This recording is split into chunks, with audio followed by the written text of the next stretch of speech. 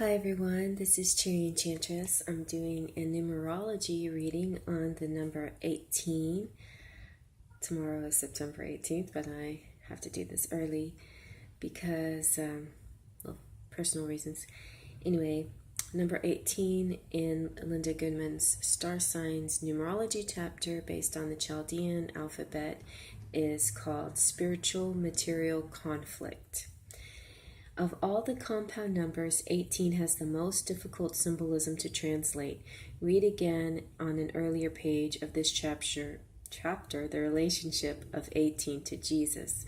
The ancients described the compound number 18 with the following image: a rayed moon from which drops of blood are falling.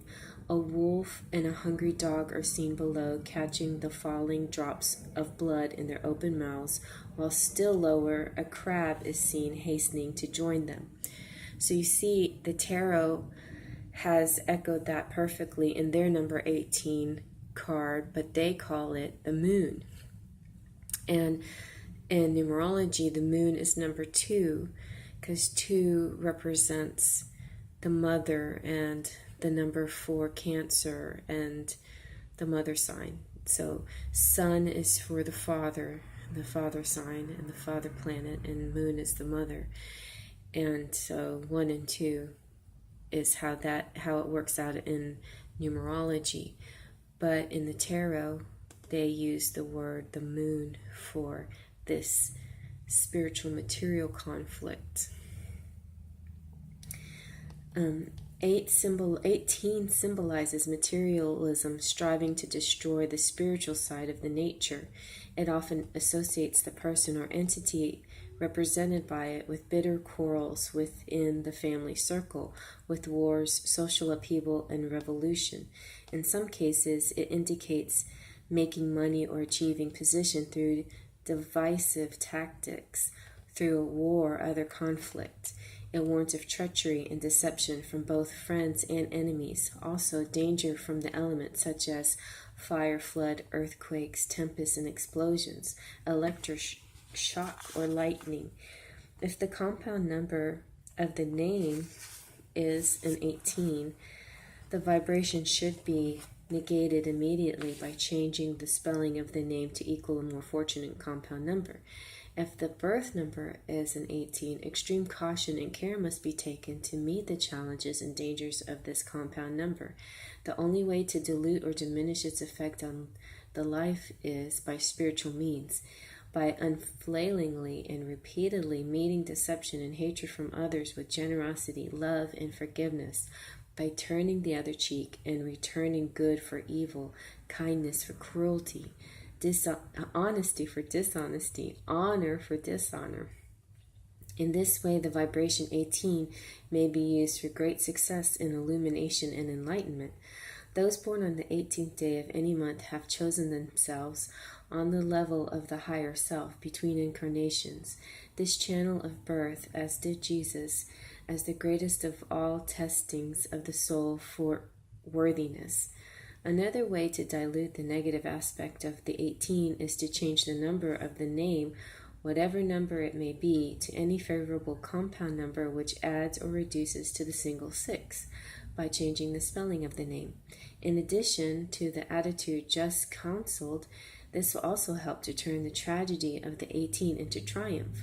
Remember what we've learned about the 6, love, always without exception conquering the 9 of conflict. 1 plus 8 is 9. Adding the 6 vibration with its related number 3 was also chosen when the life pattern of Jesus of Nazareth was planned. As I've already explained, people born on the 18th day of any month would be wise to plan everything of importance on the 3rd or 6th day of any month, or on a day adding to the 3 or 6, especially the 6, and to add the 6 vibration to the life in every way possible, i.e. address, telephone numbers, and any other way they can think of. There are many, to emphasize and increase the power of the number 6 in the personal life and career.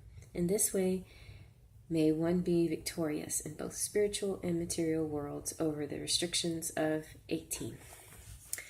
So, it's pretty heavy number, 18, but it is something you can work with. Now, when you see it in tarot, it's kind of pretty much that description, sort of like treachery, deception, deceit. A lot of times you'll see this, a mask, somebody wearing a mask, hiding something, deceit, treachery. But it could be something minor too, just kind of like acting or just a white lie. So let's take a look at this. See, like the shadowscapes symbolizes it with a mask.